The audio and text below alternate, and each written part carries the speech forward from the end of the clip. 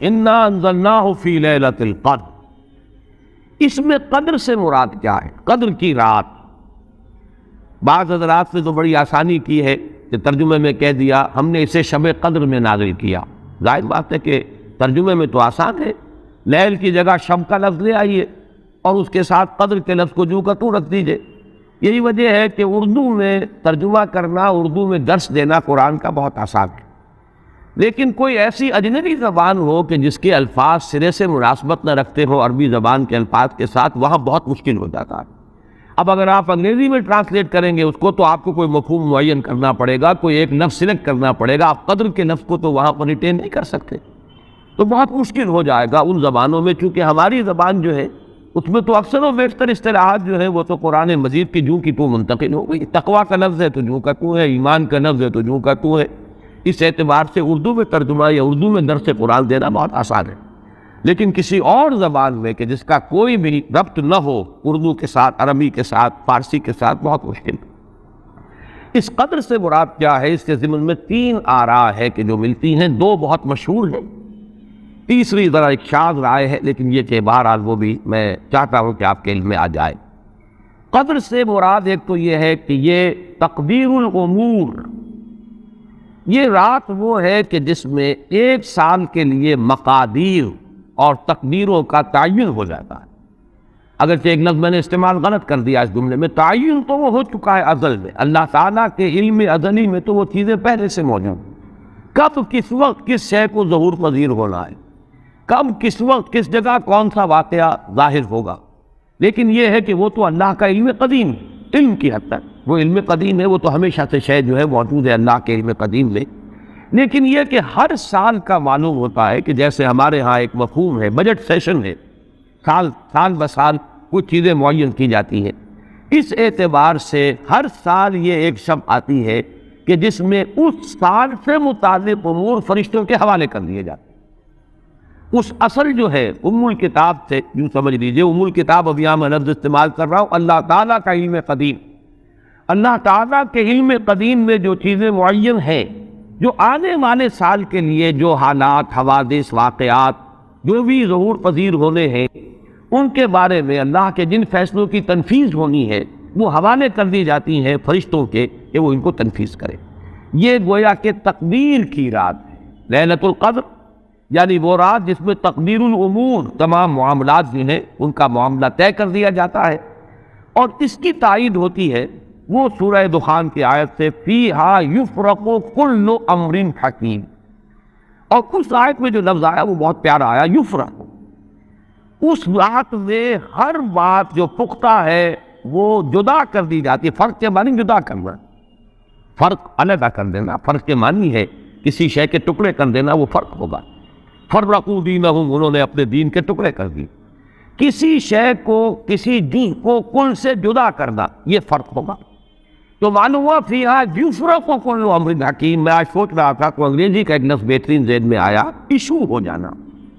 ایک شے ایشو کر دے گا، اب یہ آرڈرز ایشو ہو گئے، طے ہے علم قدیم میں، اللہ تعالیٰ کا وہ علم قدیم جو ازلی ہے اس میں تو وہ چیزیں ہیں، لیکن اس سال کے لیے وہ آرڈر ایشو کر دیے گئے، فیہا یفرق کل امر حکیم امرا من عندنا، ہمارے پاس سے وہ معاملات کا معاملہ جو ہے فیصلہ ہوتا ہے، کوئی اور طاقت نہیں ہے فیصلہ کرنے والی، وہ فیصلے ہمارے ہی ہیں، ہمارے ہی پاس سے وہ فیصلے جو ہیں صادر ہوتے ہیں۔ لیکن یہ کہ اس شب میں لیلہ مبارکہ اسے کہا گیا، انا انزلناہ فی لیلۃ مبارکۃ انا کنا منذرین فیہا یفرق کل امر حکیم امرا من عندنا انا کنا مرسلین، وہ ہمارے پاس سے وہ فیصلے جو ہیں وہ صادر ہو کر اور حوالے کر دیے جاتے ہیں، گویا کہ آپ جیسے کہتے ہیں آرڈر ایشو ہو گئے، آپ کے تبادلے کے یا آپ کی ترقی کا جو حکم ہے ایشو ہو گیا۔ تو یہ گویا کہ یہ ایک سال کا معاملہ، اور اس کے ساتھ ہی نوٹ کر لیجئے قرآن حکیم میں معلوم ہوتا ہے کہ اللہ تعالیٰ کے ہاں سے یہ فیصلے جو ہیں قضاء و قدر کے، اور جو بھی اللہ کے احکام ہیں ان کی تنفیذ، تدبیر امر، اس کے لیے بھی کئی لیولز معین، چنانچہ سورہ سجدہ میں جو فرمایا گیا ہے وہ تو یہ ہے کہ 1000 سال کا معاملہ طے ہو جاتا ہے۔ یدبر الامر من السماء الى الارض ثم يعرج إليه في يوم كان مقداره 1000 سنة مما تعدون. تمہاری تعداد اور تمہاری گنتی اور تمہارے حساب اور تمہاری تقویم سے جو 1000 سال بنتے ہیں،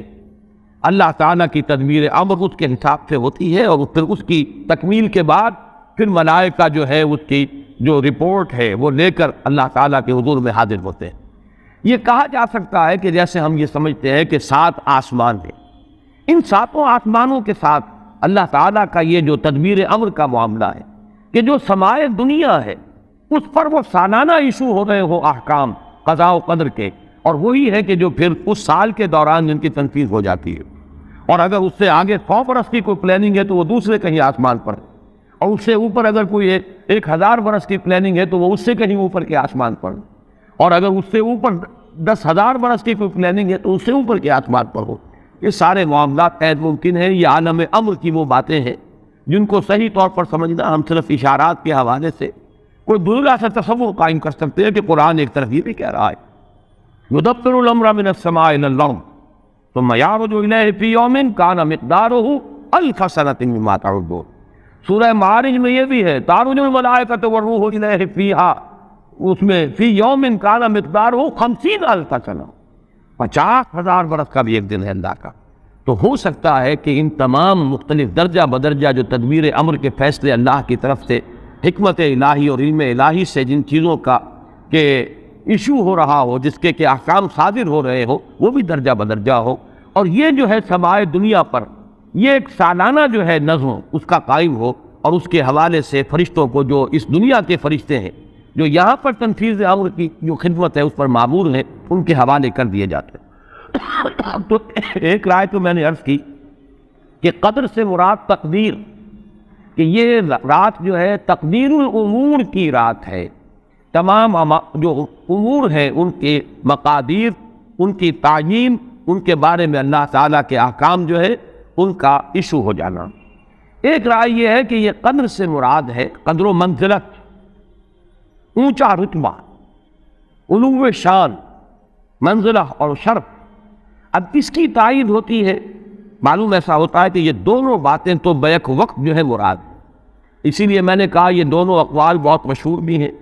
اور میرے نزدیک یہ دونوں ہی اس میں یہ ذو معنیین لفظ کے طور پر یہاں استعمال ہوا، یہ دونوں ہی مراد ہیں۔ یہ رات خود اپنی جگہ پر بھی بجائے خود، جسے ہم کہتے ہیں بجائے خود بھی بہت قدر و منزلت کی رات ہے، اور اس شب میں 1 سال کے معاملات جو ہے وہ فرشتوں کے حوالے کر دیے جاتے ہیں۔ اس اعتبار سے اس کو کہا گیا لیلہ مبارکہ، انا انزلناہ فی لیلۃ مبارکہ، یہ خود مبارک ہے، اس کے اندر برکتیں، اس کے اندر عظمت ہے، اس کی اپنی شان بلند ہے، علو مرتبت کی حامل ہے یہ رات۔ یہ دو مفہوم جو ہے جب تو میں نے جیسا کہ عرض کیا یہ تو بہت کثرت کے ساتھ ہیں اور یہی زیادہ مشہور بھی ہیں، بلکہ ان کے ضمن میں دوسری بات کے ضمن میں ایک نقطہ ترازی کے درجے کی بات ہے، لیکن بات کیونکہ حسین ہے وہ میں آپ کو سنا رہا ہوں۔ ابو بکر ورات ہے جنہوں نے اس میں نقطہ پیدا کیا ہے کہ یہ لیلہ قدر اس لیے ہے لأنه نزل فيها کتاب ذو قدر على لسان ملک ذی قدر على امت لها قدر۔ یہ 3 انہوں نے قدر جمع کیے ہیں کہ یہ اس لیے اس کو ليلۃ القدر کہا گیا کہ ایک طرف تو یہ کہ اس میں وہ کتاب نازل ہوئی جو بڑی قدر و منزلت والی کتاب ہے، ثانیاً وہ اس فرشتے کی زبانی نازل ہوئی کہ جو بہت قدر و منزلت کا ذی قوت عند ذی العرش مکین مطاع ثم امین، پھر اس امت کے لیے اس کی تنزیل ہو رہی ہے جس کی بڑی قدر و منزلت ہے اللہ کے ہاں۔ اور شاید اسی وجہ سے وہ کہتے ہیں جناب وراق کہ شاید اسی وجہ سے لفظ قدر جو ہے اس سورہ مبارکہ میں 3 مرتبہ آیا ہے، انا انزلناہ فی لیلۃ القدر وما ادراک ما لیلۃ القدر لیلۃ القدر خیر من الف شہر۔ لیکن جیسا کہ میں نے عرض کیا ہے یہ بس ایک نقطے کے حد تک ہے، ایک دلچسپ نقطہ ہے، میں نے اس کا تذکرہ کر دیا ہے۔ ایک تیسرا مفہوم جو شاذ ہے جو لیا گیا قدر سے، کہ قدر کا ایک مفہوم ہے تنگی کا بھی، جیسے کہ سورۃ الفجر میں ہم پڑھ چکے ہیں فَأَمَّا الْإِنسَانُ إِذَا مَا ابْتَلَاهُ رَبُّهُ فَأَكْرَمَهُ وَنَعَّمَهُ فَيَقُولُ رَبِّي أَكْرَمَنِ وَأَمَّا إِذَا مَا ابْتَلَاهُ فَقَدَرَ عَلَيْهِ رِزْقَهُ فَيَقُولُ رَبِّي أَهَانَنِ۔ انسان کا معاملہ عجیب ہے کہ جب اس کا رب اس کا امتحان لیتا ہے، اسے آزماتا ہے، نعمتیں دے کر، عزت دے کر، تو کہتا میرے رب نے مجھے عزت دے دی۔ اور جب اپنا رب اس کو آزماتا ہے اس پر رزق کو تنگ کر کے، تو وہ کہتا میرے رب نے مجھے ذلیل کر دیا۔ تو یہاں پر جو تنگی کا مفہوم ہے قدر میں، تو ایک مفہوم یہ لیا گیا ہے کہ یہ لیلۃ القدر لیلۃ الضیق ہے، اور یہ اس لیے کہ اس زمین پر اتنی کثرت سے، اتنی کثیر تعداد میں فرشتے نازل ہوتے ہیں کہ تنگی پیدا ہو جاتی ہے۔ اب ظاہر بات ہے کہ یہ اس عالم ارواح کے ساتھ مناسبت رکھنے والے لوگ، جن کی اپنی روحیں جو ہے وہ اس درجے لطیف ہوں کہ کچھ مناسبت ان کو پیدا ہو گئی ہو، صرف ان کا ایک ادراک ہو سکتا ہے۔ باقی یہ کہ جہاں تک نفس کا تعلق ہے اس میں اس کی گنجائش موجود ہے۔ تو لیلۃ القدر کے 3 مفہوم ہوئے، جن میں سے 2 جو ہے پہلے وہ تو باہم جمع بھی ہو سکتے ہیں، ذو معنیین نفس کی حیثیت سے اس کا استعمال ہو سکتا ہے۔ اس میں تمام مقادیر اور تمام تقدیروں کا گویا کہ اللہ تعالیٰ کی طرف سے صدور ہو جاتا ہے، ایشو ہو جاتے ہیں تمام احکام آئندہ سال کے لیے۔ دوسرے یہ کہ یہ خود اپنی جگہ پر بڑی مبارک اور بڑی قدر و منزلت والی رات ہے۔ تیسری بات وہ ہے جو میں نے عرض کیا، ایک شاذ سی رائے ہے کہ اس میں فرشتوں کا نزول اس کثرت سے ہوتا ہے کہ زمین کے اندر اس کی وجہ سے جگہ کی تنگی ہو جاتی ہے، واللہ اعلم۔ اب اس کے بعد فرمایا وَمَا أَدْرَاكَ مَا لَيْلَةُ الْقَدْرِ۔ یہ ما ادراکا اور ما یدریکا، اس کے بارے میں بعض حضرات کی ایک رائے ہے جو شاید اس سے پہلے اتنی وضاحت سے میں نے کبھی بیان نہ کی ہو، آج اس کو نوٹ کر لیجئے۔ عموماً تو مفسرین دونوں کا مفہوم ایک ہی لیتے ہیں، یعنی آپ کو کیا معلوم، آپ کو کس نے بتایا، گویا کہ نفی ہے کہ آپ کا اندازہ نہیں ہو سکتا کہ وہ کیا شے ہے، وہ لیلۃ القدر کی عظمت کیا ہے۔ لیکن بعض حضرات نے یہ فرق کیا ہے کہ جب یہ فعل ماضی میں آتا ہے وما ادراکا، اس میں مراد یہ کہ آپ کو خوب معلوم ہے، کیا ہی معلوم ہے آپ کو کہ اس کی قدر و قیمت کیا ہے۔ یعنی اس میں گویا کہ نبی اکرم صلی اللہ علیہ وسلم کے لیے نفی نہیں بلکہ اس بات، القارعہ وما ادراک ما القارعہ، القارعہ ما القارعہ وما ادراک ما القارعہ، گویا کہ اس بات ہوتا ہے کہ آپ کو خوب معلوم ہے کہ قارعہ کیا ہے۔ لیکن یہ کہ جہاں ما یدریکا آتا ہے، وما یدریکا لعلہ یزکا او یذکر فتنفعہ الذکریٰ، جہاں فعل مضارع آئے گا وہاں در حقیقت وہ مفہوم ہوگا کہ یہ بات حضور صلی اللہ علیہ وسلم کے علم میں نہیں۔ آپ کو کیا معلوم، ہو سکتا ہے کہ وہ نصیحت اخذ کرتا، اس کو تزکیہ حاصل کر لیتا، تو اس کے اندر تو نفی ہو سکتی ہے کہ اس وقت آپ کے علم میں وہ بات نہیں۔ لیکن یہ بھی ایک تو یہ کہ ایک علمی نکتہ ہے اور اس میں ذرا باریک قسم کی نحوی بحث ہے۔ میں خود اپنا مقام یہ نہیں سمجھتا کہ اس قسم کی باریک نحوی بحثوں میں کوئی حتمی رائے قائم کروں۔ دوسرے یہ کہ اس سے ہماری حد تک کوئی فرق واقع نہیں ہوتا۔ فرق اگر واقع ہوتا ہے تو محمد الرسول اللہ صلی اللہ علیہ وسلم کے بارے میں واقع ہوتا ہے کہ اگر وما ادراکا آیا ہے تو گویا کہ اس بات ہے کہ حضور کے علم میں وہ بات ہے، اور وما یدریکا ہے تو گویا کہ اس میں نفی ہے کہ وہ بات حضور کے علم میں نہیں ہے۔ لیکن ہمارے لیے تو دونوں حالتوں میں نفی ہی نفی ہے، ہمیں کیا معلوم قارعہ کی اصل حقیقت ہمیں کیا اندازہ ہو سکتا ہے، لیلۃ القدر کی اصل عظمت کا ہمیں کیا اندازہ ہو سکتا ہے، قرآن کی عظمت و فضیلت کا ہمیں کیا اندازہ ہو سکتا ہے۔ ہمارے اعتبار سے وہ بحث جو ہے وہ محض ایک اکیڈمک اور ایک علمی بحث بن کر رہ جاتی ہے، اس کا کوئی فرق واقع نہیں ہوتا۔ اب اس کے بعد سوال پیدا ہوتا ہے کہ یہ رات جو ہے مخفی کیوں رکھی گئی؟ تعین کے ساتھ کچھ معلوم نہیں، یہ رات کون سی رات ہے، اس کا جواب تو میں بعد میں دوں گا کہ اس میں جو آراء ہے مختلف، لیکن یہ کہ اس کو کیوں مخفی رکھا گیا، اس پر کچھ پیاری باتیں ہیں جو مفسرین نے کہی ہیں۔ پہلی بات تو یہ کہ جتنی عظیم چیزیں ہیں ان سب کو مخفی رکھا گیا۔ قیامت کب آئے گی؟ مخفی آئے گی، یہ یقینی ہے۔ کب آئے گی؟ یہ تو امور میں سے ہے کہ جس کا علم نبی اکرم صلی اللہ علیہ وسلم کو بھی نہیں دیا گیا، جبرائیل کو بھی نہیں دیا گیا۔ چنانچہ حدیث جبرائیل میں واضح طور پر الفاظ موجود ہیں وَمَا الْمَسْئُولُ عَنْهَا بِأَعْلَمَ مِنَ السَّائِلِ، کچھ معلوم نہیں، نہ سائل کو معلوم نہ مسئول کو معلوم قیامت کب آئے۔ اب یہ عظیم حقیقت مخفی رکھا گیا اور اس کا خاص طور پر ذکر کیا گیا سورہ طٰہٰ میں، اَكَادُ أُخْفِيهَا لِتُجْزَىٰ كُلُّ نَفْسٍ بِمَا تَسْعَىٰ۔ اگر تعین کر دیا جاتا تو جو قریب کے زمانے کے لوگ ہوتے وہ تو خوب پھر محنت کرتے آخرت کے لیے، اور ذرا سا فاصلے والے ہوتے وہ ذرا تصاور کرتے اس کے بارے میں۔ اس کو رکھا گیا ہے، تلوار لٹکی ہوئی ہے، کسی بھی وقت گر سکتی ہے، یہ جیسے گلوٹین کبھی اگر آپ نے دیکھا ہو جس طریقے سے کہ اس کا چھرا گرتا ہے، کسی بھی وقت گر سکتی ہے، لہذا ہر وقت چوکس رہو، چوکس میں رہو، جیسے کہ صحابہ کرام کی شان معلوم ہوتی ہے بعض روایات سے کہ ذرا تیز ہوا چلتی تھی تو وہ سمجھتے تھے کہ قیامت آ گئی. اس درجے استحضار تھا اعصاب کے اوپر، اس کا اتنا اثر تھا کہ ذرا تیز جھکڑ چلا اور انہوں نے سمجھا قیامت آ گئی. تو اس طریقے سے قیامت کو مخفی رکھا گیا. اکادو فیہا لتجزا کل نفس بما تسعی. نہ آج سے 100 برس پہلے والوں کو معلوم تھا کہ قیامت کب آئے گی، نہ آج والوں کو معلوم ہے. نہ اگر ابھی دنیا کی عمر ہے ابھی 100 برس اور، تو قیامت سے ایک دن پہلے بھی شاید یقینی طور پر معلوم نہ ہو سکے کہ کل قیامت آ رہی ہے. تاکہ ہر وقت جو ہے امتحان اتنا ہی شدید رہے، اتنا ہی کڑا امتحان رہے ہر ایک کے لیے. لتجزا کل نفس بما تسعی، تاکہ ہر ذی نفس کو بدلہ ملے اس کی سعی کے مطابق. اسی طریقے سے موت کا وقت معلوم نہیں. وما تدری نفس بأی ارض تموت. کہاں موت آئے گی کچھ معلوم نہیں، کہاں موت آئے گی، کب موت آئے گی کچھ معلوم نہیں.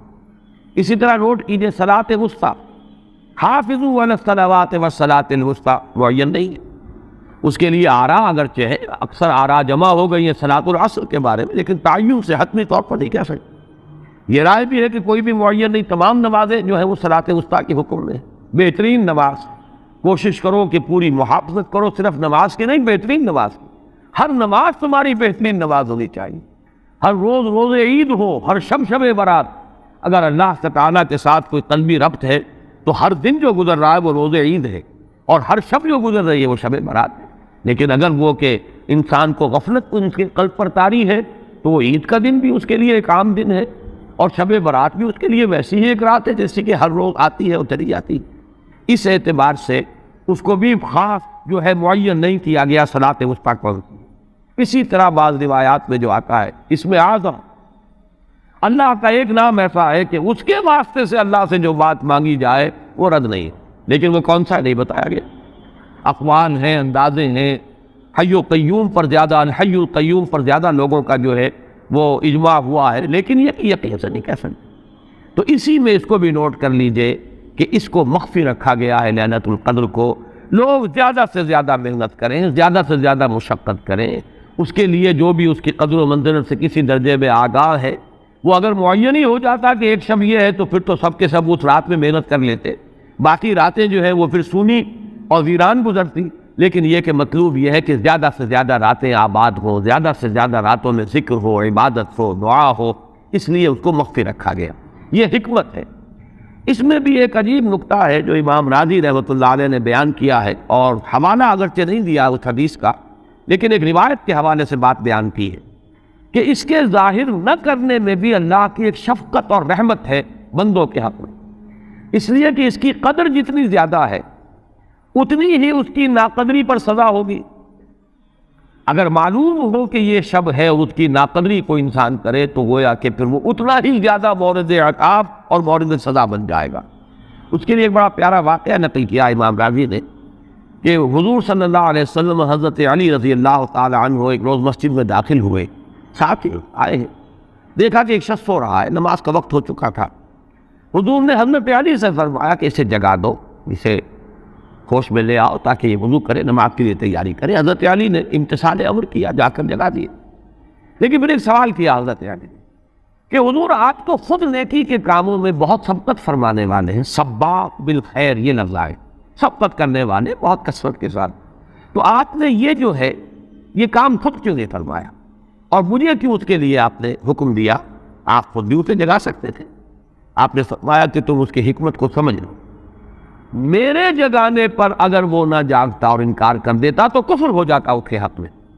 اور تمہارے جگانے پر اگر کوئی تساہل سے بھی وہ کام لیتا تو وہ کفر نہ ہوتا. تو یہ ایک فرق ہے کہ اللہ تعالیٰ کی طرف سے ایک شفقت ہے کہ حضور صلی اللہ علیہ وسلم جگاتے اور کسی درجے میں وہ انکار کر دیتا. کبھی ایسا بھی ہوتا آدمی نیند میں ہے اور وہ کہتا جاؤ جاؤ مجھے آرام کر دے دو، تو اگر میرے ساتھ یہ معاملہ ہوتا تو وہ کفر کے درجے کو پہنچ جاتی بات. لیکن اگر تمہارے ساتھ یہ معاملہ ہو بھی جاتا تو اس درجے شدید نہ ہوتا. تو گویا کہ حضور نے اس شخص پر شفقت کے اعتبار سے یہ شکل اختیار کی کہ خود نہیں جگایا، بلکہ یہ کہ حضرت علی رضی اللہ تعالیٰ عنہ کو حکم دیا کہ اسے جگا دیں. تو یہ نقطہ کہ لیلۃ القدر کے اخبار میں یہ بات بھی ہے کہ اگر اس کو عیاں کر دیا جاتا، معین کر دیا جاتا، تو پھر جو لوگ اس سے غافل رہتے پھر وہ بہت سخت ناقدری کا ارتکاب کرتے اور بڑی سزا کے مستحق ہو جاتے. اب آپ چھٹی بحث ہے کہ وہ رات کون سی ہے۔ اگرچہ ایک رائے شاذ یہ بھی ہے کہ وہ رمضان سے باہر کی رات بھی ہو سکتی ہے، لازم نہیں ہے کہ رمضان ہی کی کوئی شب ہو۔ اس میں چونکہ بعض حضرات نے ایک روایت کی وجہ سے یہ جسے ہم شب برات کہتے ہیں، لیلۃ البرات،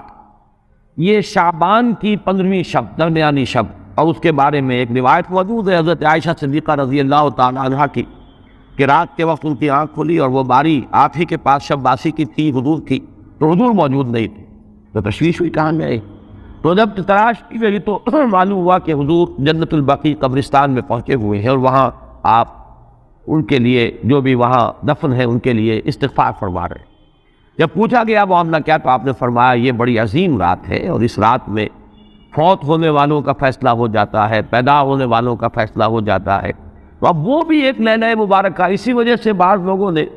وہ جو سورہ دخان کی ابتدائی آیات ہیں، اِنَّا أَنزَلْنَاهُ فِي لَيْلَةٍ مُبَارَكَةٍ،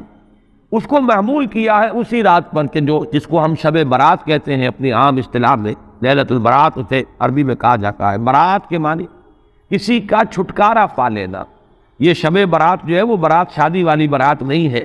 بلکہ یہ برات کا لفظ ہے عربی زبان کا، جو ہمارے ہاں وہ غلط العام میں برات شب برات بن گیا ہے۔ برات،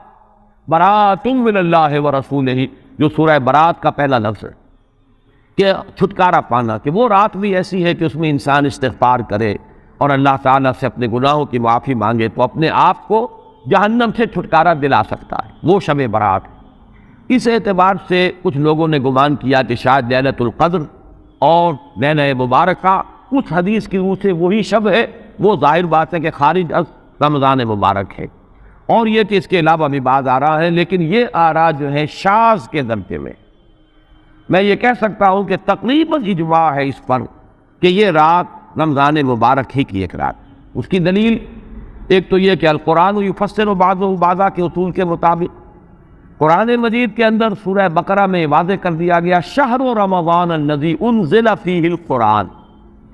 رمضان مبارک کا مہینہ وہ ہے کہ جس میں قرآن نازل کیا گیا، اور یہاں فرمایا انا انزلناہ فی لیلۃ القدر، ہم نے اس کو اتارا ہے لیلۃ القدر میں۔ ان دونوں کو جوڑیے تو اس کا ایک لا محالہ جو ایک انیویٹیبل رزلٹ نکلتا ہے وہ یہی ہے کہ یہ لیلۃ القدر رمضان مبارک میں۔ دوسری اس کی تائید ہوتی ہے وہ مشہور حدیث جس کو الحمدللہ کہ ہم نے بہت عام کیا ہے، رمضان مبارک کی آمد سے قبل کوشش ہوتی ہے ہر سال جو ہے اس کی یاد دہانی کرا دی جائے۔ ایک طویل خطبہ جو حضور نے دیا تھا، خطبنا رسول اللہ صلی اللہ علیہ وسلم فی آخر یوم من شعبان، یہ حضرت سلمان فارسی رضی اللہ تعالیٰ عنہ سے مروی ہے کہ حضور نے شعبان کے آخری دن ہمیں خطبہ ارشاد فرمایا، یا ایھا الناس قد اظلکم شہر عظیم شہر مبارک شہر فیہ لیلۃ خیر من الف شہر، لوگوں آگاہ ہو جاؤ، تم پر ایک بہت مبارک مہینے نے، بڑی عظمت والے مہینے نے سایہ کر دیا ہے، سایہ فگن ہو گیا ہے تم پر ایک مہینہ جو بڑی عظمت والا ہے، شہر عظیم، جو بڑی برکت والا ہے، شہر مبارک۔ اور تیسرا جملہ اس میں یہی ہے شہر فیہ لیلۃ خیر من الف شہر، وہ مہینہ کہ جس میں ایک رات وہ بھی ہے کہ جو 1000 مہینوں سے افضل ہے۔ ان دونوں چیزوں کے حوالے سے تقریباً دلائل بھی موجود ہیں، اور ویسے یہ کہ جیسا کہ میں عرض کر چکا ہوں اجماع ہے کہ یہ رمضان مبارک کی ایک شب ہے، لیکن رمضان مبارک کی کون سی شب ہے، اس پر بعض مفسرین نے تو لکھا ہے کہ 40 قول ہیں۔ چنانچہ صاحب تفسیر مظہری قاضی ثناء اللہ پانی پتی نے، میں نے وہ تفصیل تو نہیں پڑھی، کہ 40 قول نقل کیے، لیکن امام راضی نے جو 9 قول نقل کیے ہیں وہ میں تیزی کے ساتھ آپ کو سنا دیتا ہوں۔ ابن رزین رحمہ اللہ کا قول یہ ہے کہ رمضان کی پہلی شب ہے۔ حضرت حسن بصری رحمۃ اللہ علیہ، یہ ہے تابعین میں سے، اس لیے میں رضی اللہ عنہ نہیں کہہ رہا، رحمۃ اللہ علیہ، حضرت حسن بصری رحمۃ اللہ علیہ کی رائے ہے کہ یہ 17ویں شب ہے، یعنی وہ شب کہ پھر جس کے اگلے دن جو ہے وہ غزوہ بدر ہوا ہے، یوم الفرقان۔ حضرت انس رضی اللہ تعالیٰ عنہ مرفوعاً روایت کرتے ہیں کہ یہ 19ویں شب ہے۔ محمد بن اسحاق جو بہت بڑے سیرت نگار ہیں حضور کے، ان کا قول ہے کہ یہ 21ویں شب ہے۔ حضرت عبداللہ ابن عباس رضی اللہ تعالیٰ عنہما سے قول جو ہے مروی ہے کہ یہ 23ویں شب ہے۔ حضرت عبداللہ ابن مسعود رضی اللہ تعالیٰ عنہ سے مروی ہے کہ یہ 24ویں شب ہے، اور اس کو میں ذرا اہمیت دیتا ہوں اس لیے کہ 24ویں شب جو ہے سورہ علق کی ابتدائی آیات کے نزول کے ضمن میں کچھ حساب کتاب کے جوڑنے سے 24ویں اور 25ویں شب کا بھی معاملہ جڑتا ہے، جو کہ میں نے آپ کو سورہ علق کے درس کے دوران بتایا تھا۔ اس کے بعد حضرت ابو ذر غفاری رضی اللہ تعالیٰ عنہ کا قول ہے کہ یہ 25ویں شب ہے۔ اس کے بعد حضرت ابی ابن کعب رضی اللہ تعالیٰ عنہ کا قول ہے، یہ وہ ہے جن کو کہ حضور نے خود فرمایا کہ اقرأہم ابی ابن کعب، قرآن مجید کے سب سے بڑے قاری حضرت ابی ابن کعب ہے رضی اللہ تعالیٰ عنہ، اور ان کے بھی سینے پر آپ نے تھپکی دی تھی کہ ایک سوال کیا آپ نے کہ سب سے عظیم سورت کون سی ہے، اور جب انہوں نے صحیح جواب دے دیا سورہ فاتحہ، تو پھر یہ کہ اس پر حضور نے تھپکی دی کہ تمہیں اللہ تعالیٰ نے بہت صحیح مناسبت عطا کی ہے ان کے ساتھ۔ ان کی اور صحابہ میں سے بہت سے لوگوں کی رائے،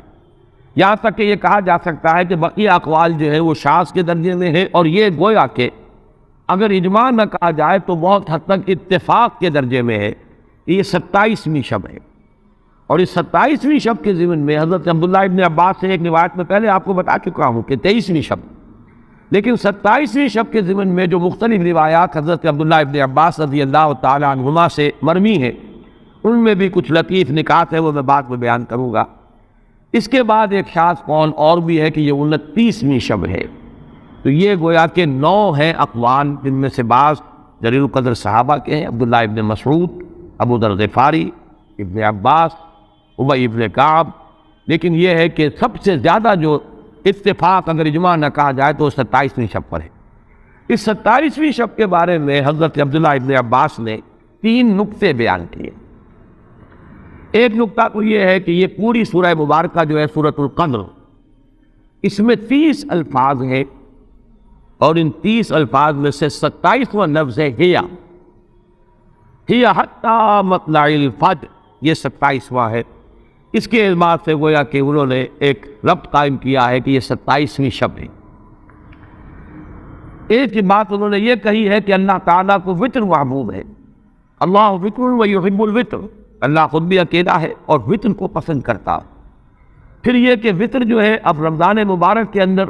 اگر وہ وطر شمار کیے جائیں گے تو 14-15 وطر بن جائیں گے، لیکن اس میں چونکہ آخری عشرے کے بارے میں بہت سی روایات جو ہیں ان کا تقریباً اجماع ہو جاتا ہے کہ آخری عشرے میں، تو آخری عشرے میں بھی 5 وطر آئیں گے، 21ویں، 23ویں، 25ویں، 27ویں، 29ویں۔ لیکن حضرت عبداللہ ابن عباس کہتے ہیں کہ 7 کا حصہ اللہ تعالیٰ کو بہت پسند ہے،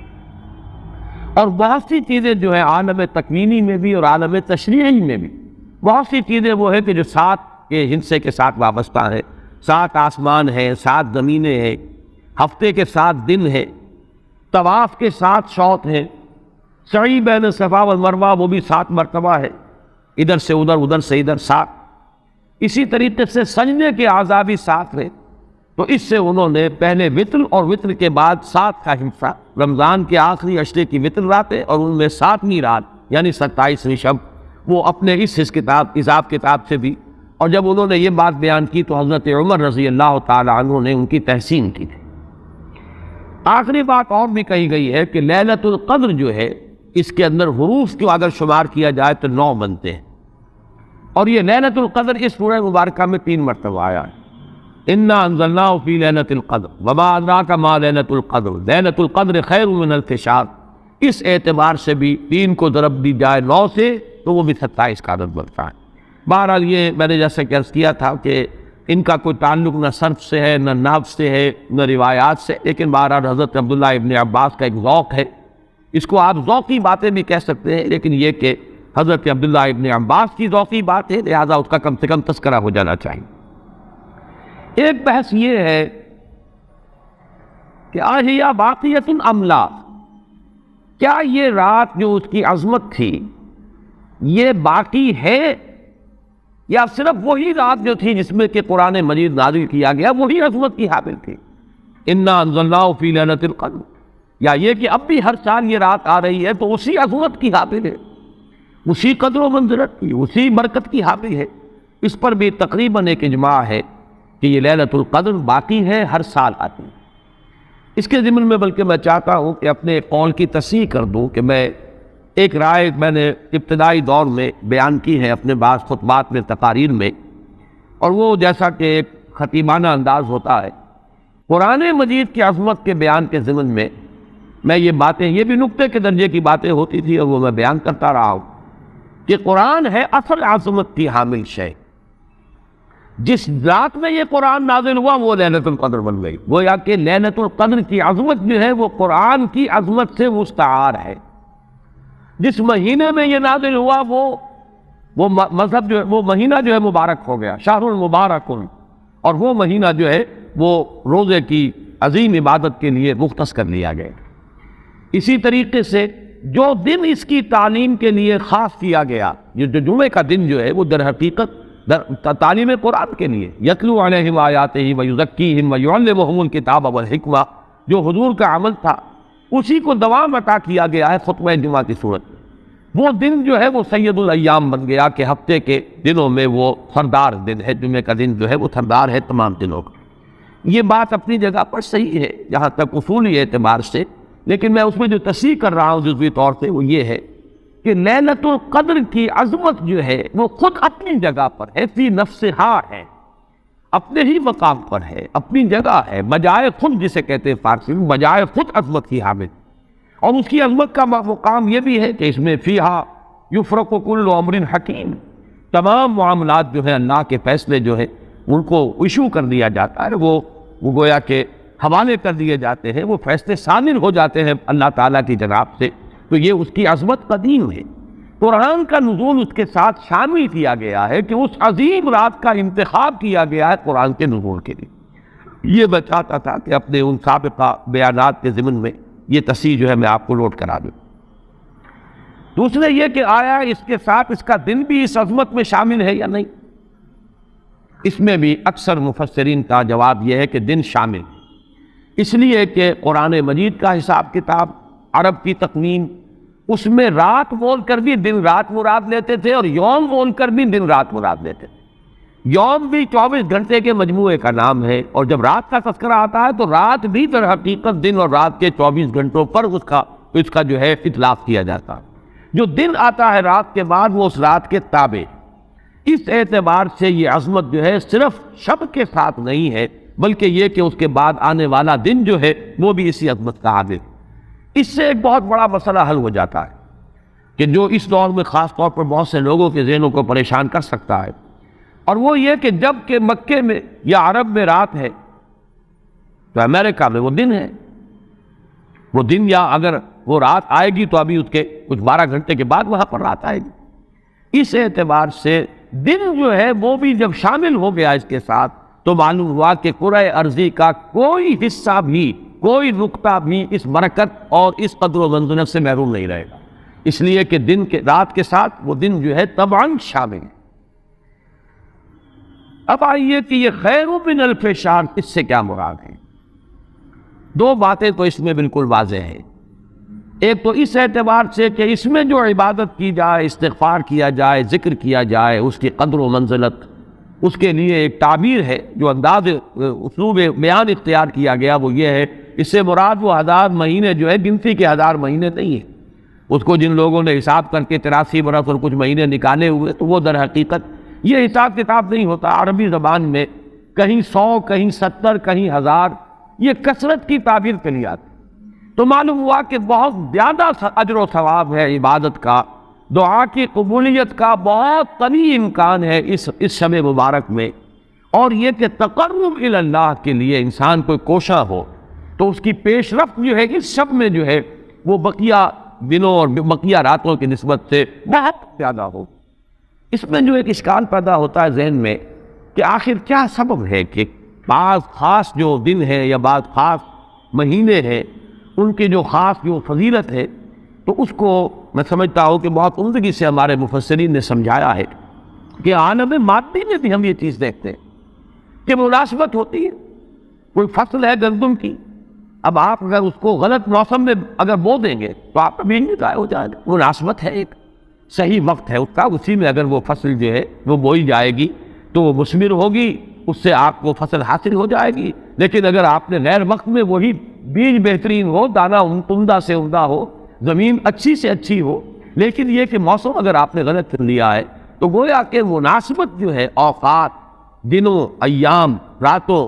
مہینوں، سالوں، ان کے جو بھی ایک خاص مناسبت ہے نیکی کے ساتھ، خیر کے ساتھ، عالم امر کے ساتھ، روحانیت کے ساتھ، عالم ارواح کے ساتھ، اس کو ہم قیاس کر سکتے ہیں کہ جیسے موسموں اور دنوں کا معاملہ ہے، اسی طریقے سے اس عالم ارواح کے اندر اور روحانی عالم کے اندر بھی کچھ ایام ہے، کچھ دن ہیں، کچھ مہینے ہیں جن کی خصوصی مناسبت ہے، چنانچہ رمضان مبارک کا مہینہ ہے۔ اسی طریقے سے یہ لیلۃ القدر ہے، اس کے اندر جو ہے قدر و منزلت اللہ نے جو رکھی ہے وہ اس کی ایک خصوصیت ہے جس کو ہم ظاہر بات ہے کہ عالم امر کی اشیاء جو ہے کما حق ہو تو ان کا ادراک اور شعور ہم اس وقت اس زندگی میں اس دنیا میں حاصل نہیں کر سکتے، لیکن اس کی طرف اس تمثیل کے ذریعے سے کچھ نہ کچھ جو ہے رہنمائی ہو جائے، جیسے کہ قرآن مجید کی عظمت کما حق ہو، جیسے کہ وہ عظمت ہے، کما ہیا کسی انسان کے لیے ممکن نہیں کہ اس کا ادراک اور شعور کر سکے، لیکن مثال دی گئی لو انزلنا هذا القرآن على جبل لرأيته خاشعا متصدعا من خشية الله وتلك الأمثال نضربها للناس لعلهم يتفكرون۔ یہ مثالیں ہم بیان کر دیتے ہیں لوگوں کے لیے کہ جو معاملات، جو امور، جو لطیف حقائق ان کے ادراک و شعور سے ماوراء ہیں، بلندتر ہیں، اس کا کوئی اجمالی اور کوئی مبہم خاکہ تو ان کے ذہن میں آ ہی جائے ایک تمثیل کی مدد سے۔ اس اعتبار سے اس مادی عالم میں بھی جو موسموں کے اثرات اور ان کی مناسبت یا عدم مناسبت کسی کام کے ساتھ ہے، اس کے حوالے سے ہم سمجھ سکتے ہیں کہ اللہ تعالیٰ نے خاص گھڑیاں، خاص ساعات، جیسے فرمایا گیا کہ جمعے کے دن ایک خاص ساعت ایسی ہے، اب دیکھیے اس کو بھی شمار کر لیجئے، وہ بھی مخفی رکھی گئی ہے کہ وہ ساعت کون سی ہے۔ ایک خاص ساعت ہے کہ اگر کوئی شخص دعا کرے گا اس گھڑی میں تو وہ رد نہیں ہو، لیکن اسے خفیہ رکھ دیا گیا۔ بعض حضرات کے خیال میں دونوں خطبوں کے درمیان جو وقت ہو جبکہ امام بیٹھتا ہے یہ وقفہ ہے وہ خاص ساعت، بعض حضرات کے نزدیک وہ نماز کی ادا ہونے سے لے کر عصر تک کا وقفہ ہے، لہذا بہت سے حضرات کو آپ نے دیکھا ہوگا کہ وہ جمعے کے روز نماز جمعہ ادا کرنے کے بعد سے عصر تک مسجد میں قیام کرتے ہیں، ذکر اور تلاوت اس میں مشغول رہتے ہیں۔ بعض حضرات کے نزدیک اس سے مراد ہے اذان ہونے سے نماز کے ادا ہو جانے تک، اذا نودی للصلاة من یوم الجمعۃ فاسعوا الی ذکر اللہ وذروا البیع اور فاذا قضیت الصلاۃ فانتشروا فی الارض، ان دونوں کے مابین جو وقت ہے وہ گویا کہ اس کا، لیکن اس کو بھی مخفی رکھ دیا گیا۔ وہ جو میں نے کچھ لسٹ گنوائی تھی کہ عظمت والی چیزوں کو اللہ نے چھپایا ہے، اسے مخفی رکھا ہے، اسی میں اس کو بھی شامل کر لیجئے کہ ایک گھڑی ہے جمعے کے دن، ایک وقت ہے، ایک ساعت ہے، اس میں جو دعا کی جائے قبول ہو جائے گی۔ اسی طریقے سے یہ لیلۃ القدر ہے، اسی طریقے سے اور مختلف۔ تو لیلۃ القدر خیر من الف شہر تنزل الملائکۃ والروح فیہا بإذن ربہم من کل امر، نازل ہوتے ہیں فرشتے اور الروح، اگرچہ الروح کے بارے میں اس کا مصداق کیا ہے بہت سے اقوال ہیں، لیکن یہاں پر اکثر و بیشتر مفسرین جو ہے متفق ہیں کہ یہاں مراد حضرت جبرائیل علیہ السلام، فرشتوں میں ان کے چونکہ ایک خاص مقام ہے، بہت اونچا ان کا مقام ہے، کہا جا سکتا ہے سید الملائکہ، تمام فرشتوں کے وہ سردار ہے، یہی وجہ ہے کہ وہی ہے قرآن کے نازل کرنے والے۔ یہ عظیم اللہ کا پیغام جو ہے نوع انسان را پیام آخری حامل وہ رحمت للعالمین، تو اس کے لانے والے بھی جو ہے وہ فرشتوں میں، جیسے کہ میں نے وہ آیات آپ کو اس سے پہلے بھی سنائی کہ انہ لقول رسول کریم ذی قوت عند ذی العرش مکین مطاع ثم امین۔ اب یہ ساری مدح جو ہو رہی ہے، تعریف ہو رہی ہے حضرت جبرائیل علیہ السلام کی، تو یہ گویا کہ عطف الخاص علی العام کی ایک مثال ہے۔ تمام ملائکہ، الملائکہ بہت سے ملائکہ، اور یہاں پہ اس سے اندازہ کیجئے کہ معلوم ہوتا ہے بہت کثیر تعداد میں ملائکہ ہیں جن کا نزول ہوتا ہے۔ وہ جو میں نے قدر کا ایک مفہوم بیان کیا گیا تھا کہ اتنے ملائکہ آتے ہیں کہ زمین پر جگہ نہیں رہتی، اور لیلۃ القدر سے مراد لیلۃ الضیق ہے کہ ملائکہ کے لیے، اس کا چونکہ ابھی حال ہی میں مجھے تجربہ ہوا ہے کہ جب ہم نے طواف وداع کیا ہے تو وہ ہم نے دیکھا ہے ضیق کی وہ کیفیت جو ہے، وہ تنگی کہ وہاں پر جگہ جو ہے آدمی کا سانس لینا مشکل ہو جاتا، اس درجے تنگ۔ تو اب یہ تو ایک عالم مادی کا ضیق تھا جو ہم دیکھا ہے، جس کا ہمیں تجربہ ہو گیا۔ عالم ارواح میں فرشتوں کا ضیق، اتنے فرشتے نازل ہو جائیں کہ ان کو تنگی محسوس ہو، ان کو اپنے لیے جگہ نہ مل رہی ہو زمین پر، تو یہ بھی ایک مفہوم ہے۔ تنزل الملائکۃ والروح، نازل ہوتے ہیں فرشتے اور جبرائیل، بالخصوص حضرت جبرائیل علیہ السلام، فیہا اس شب میں، بِإِذْنِ رَبِّهِمْ مِنْ كُلِّ أَمْرٍ سلام، وہ اپنے رب کے اذن سے۔ اس میں گویا کہ وہ جڑ کاٹی جا رہی ہے، جیسا کہ میں نے بارہا بیان کیا ہے کہ ایمان بالملائکہ ہی بگڑ کر مشرکانہ نظام کی شکل اختیار کر لیتا ہے۔ یہ دیویوں اور دیوتاؤں کا تصور جو دنیا میں ہے، گاڈز اینڈ گاڈیسز، اور یہ جو بھی عربوں کے ہاں تھا آلہہ کا تصور، یہ در حقیقت فرشتوں کا تصور ہے جو بگڑ گیا۔ ہم جانتے ہیں فرشتہ پہاڑوں کا ایک فرشتہ ہے، ملک الجبال، جو حضور کی خدمت میں حاضر ہوا تھا یوم طائف کو۔ اگر آپ مجھے حکم دیں میں ان پہاڑوں کو آپس میں ٹکرا دوں، اور جن لوگوں نے آپ کے ساتھ یہ زیادتی کی ہے وہ سرمے کی طرح پس کر رہے تھے۔ ملک الجبال ایک فرشتہ ہے کہ جو پہاڑوں پر معمور ہے۔ اسی کو کہہ دیا گیا پہاڑوں کا دیوتا۔ فرق کیا ہے؟ ملک الجبال اور پہاڑوں کا دیوتا میں فرق کیا ہے؟ دیوتا کے ساتھ تصور یہ کہ اسے کچھ اختیار حاصل ہے، جبکہ فرشتوں کے بارے میں جو صراحت قرآن کرتا ہے، ان کے بارے اختیار کوئی نہیں۔ یفعلون ما یؤمرون، وہ وہی کچھ کرتے ہیں جس کا انہیں حکم دیا جاتا ہے۔ لا یعصون اللہ ما امرهم ویفعلون ما یؤمرون، وہ اللہ کے کسی حکم کی نافرمانی نہیں کرتے، وہی کرتے ہیں جس کا ان کو حکم ہوتا ہے۔ اور وہ آیت جو میں نے پہلے بھی آج سنائی ہے، حضرت جبرائیل نے حضور کے اس شکوے یا گلے کے جواب میں جو بھی کہا، اپنی وضاحت پیش کی، ما نتنزل الا بامر ربک، اے نبی، اے محمد صلی اللہ علیہ وسلم، آپ کا شوق اپنی جگہ، لیکن ہم نازل نہیں ہو سکتے آپ کے رب کے اذن کے بغیر، آپ کے رب کے حکم کے بغیر، ہمارا اختیار نہیں۔ اور وہ مقام اس اعتبار سے عظیم ترین مقام ہے قرآن مجید کا، ذروۃ السلام ہے۔ لہو ما بین ایدینا وما خلفنا وما بین ذالک، اللہ ہی کا اختیار ہے اس پر بھی جو ہمارے سامنے ہے، اللہ کے اختیار میں ہے وہ بھی جو ہمارے پیچھے ہے، اور اللہ کے اختیار میں وہ بھی جو ان دونوں کے مابین ہے۔ اب ان دونوں کے مابین کیا ہے؟ میرے آگے یہ سب کچھ ہے، میرے پیچھے یہ سب کچھ ہے، میرے آگے اور پیچھے کے مابین کون ہے؟ میں ہوں۔ گویا کہ ملائکہ بالکل یا اللہ کے اختیار ہے،